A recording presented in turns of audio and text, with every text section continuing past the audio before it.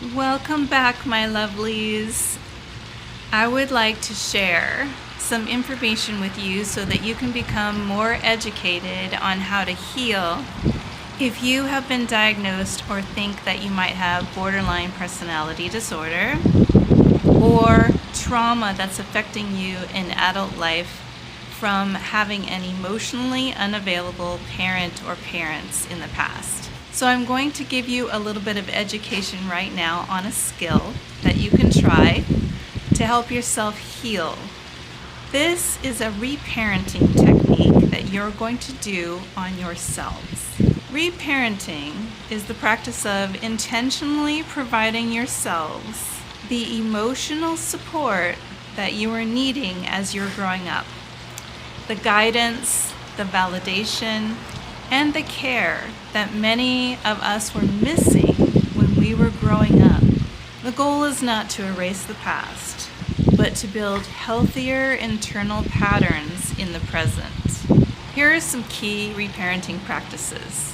Learn to recognize and validate your emotions instead of dismissing them. Speak to yourself with kindness and gentleness. Give yourself compassion instead of harsh criticism.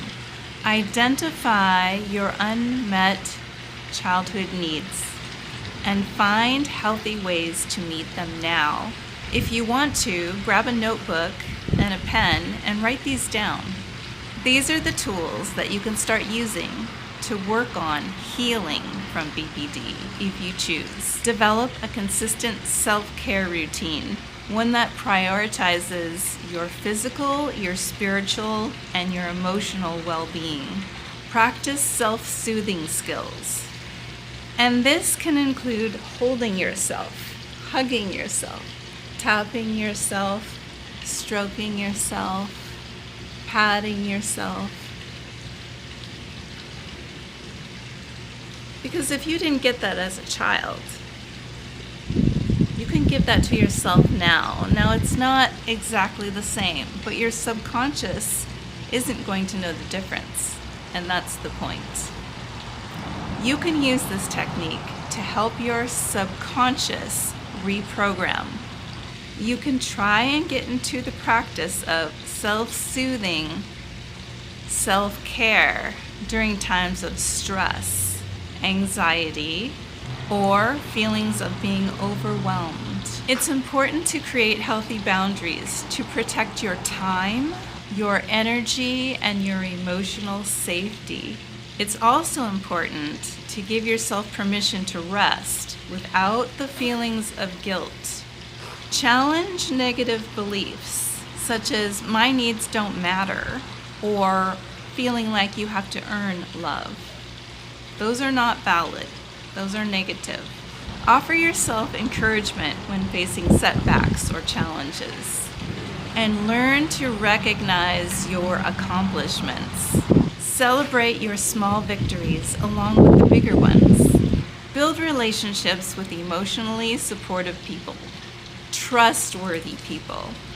Practice asking for help instead of always trying to go it alone, as if you don't deserve help. Originally, we have always been a village of people. We've always had the support of our neighbors, our grandparents, our brothers, sisters, aunts, uncles, cousins. But in today's society, we've been broken off, isolated. We're now alone. It's important to be interdependent rather than independent. So getting back to the idea that we need others. We can't do it all on our own. We need community. We need a village. So practice asking for help if you really find that difficult to do. Take small steps. Try once a week, just something small, asking the neighbor for an egg or a cup of sugar, or asking a friend to call you at the end of the day to chat. Something like that. Those are just examples. Journal about your childhood experiences. Figure out what patterns are invoking negative thoughts. Have a beautiful evening, everyone. and I will talk to you soon. Bye-bye.